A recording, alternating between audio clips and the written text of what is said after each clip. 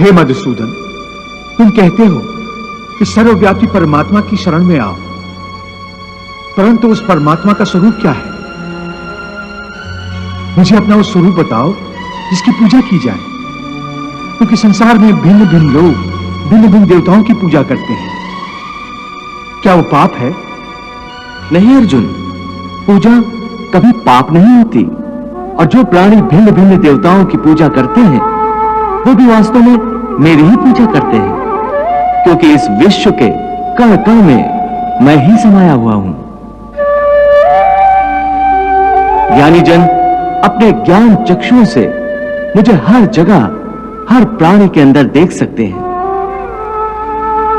एक विद्वान ब्राह्मण में भी मैं हूं, तो एक चांडाल के अंदर भी मैं हूं,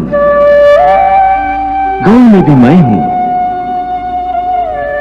तो एक कुत्ते में भी मैं हूं, हाथी में भी मैं हूं, तो चूंटी में भी मैं हूं। हे पार्थ, इसीलिए अपनी अपनी श्रद्धा के अनुसार प्राणी जिस जिस रूप में भी मेरी पूजा करते हैं वो मेरी ही पूजा करते हैं। इसलिए जो जो सकामी पुरुष जिस जिस देवता के स्वरूप को श्रद्धा से पूजना चाहते हैं, मैं उस भक्त की उस देवता के प्रति श्रद्धा को स्थिर कर देता हूं। यो यो याम याम तनुम भक्तः श्रद्धार्चितुमिच्छति तस्य तस्याचलाम श्रद्धाम तामेव विदधाम्यहम्।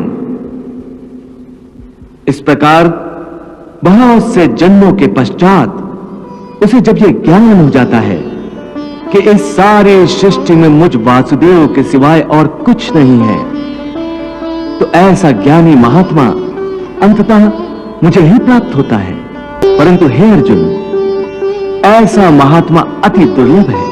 परंतु हे केशव, प्राणी तुम्हें छोड़कर भिन्न भिन्न देवताओं की पूजा ही क्यों करते हैं?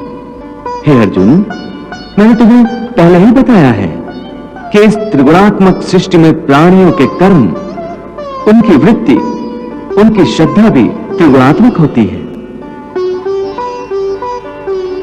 इसीलिए अपनी अपनी श्रद्धा के अनुसार सत्व गुण वाले देवताओं को पूजते हैं, रजोगुण वाले यक्ष गंधर्व आदि की पूजा करते हैं, और तमोगुण वाले प्राणी भूत प्रेतों को पूजते हैं। हे अर्जुन, देवताओं को पूजने वाले देवताओं को प्राप्त होते हैं और मृत्यु के उपरांत अपने कर्मानुसार कुछ काल तक स्वर्गलोक में निवास करते हैं। पितरों को पूजने वाले पितरों को प्राप्त होते हैं और पितृलोक में जाते हैं, और भूत प्रेतों को पूजने वाले भूतों को प्राप्त होते हैं और नए जन्म में उन्हें भूत प्रेतों की योनि मिलती है। हे केशव, तुम्हारे कहने के अनुसार मनुष्य अज्ञान के अंधेरे में अपने अहं का हाथ पकड़े भटक रहा है और इसलिए समर्पण नहीं कर पाता, अर्थात अज्ञान ही समर्पण के रास्ते की चट्टान बन जाता है।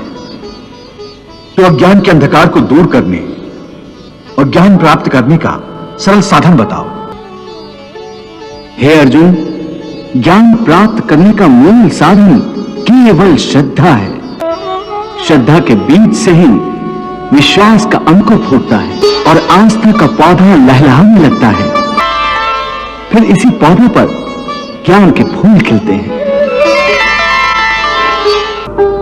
श्रद्धा वो सीधा और सरल रास्ता है जो मनुष्य को प्रेम शांति की ओर ले जाता है।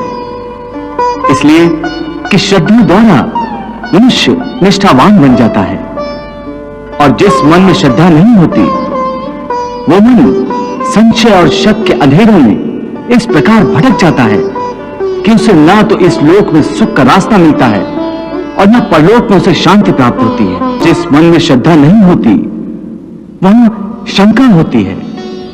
जैसे जहां उजाला नहीं होता वहां अंधेरा नहीं होता। न श्रद्धा होगी न आस्था होगी तो मनुष्य आस्तिक नहीं रहेगा, नास्तिक बन जाएगा और वो कदापि सुखी नहीं हो सकता।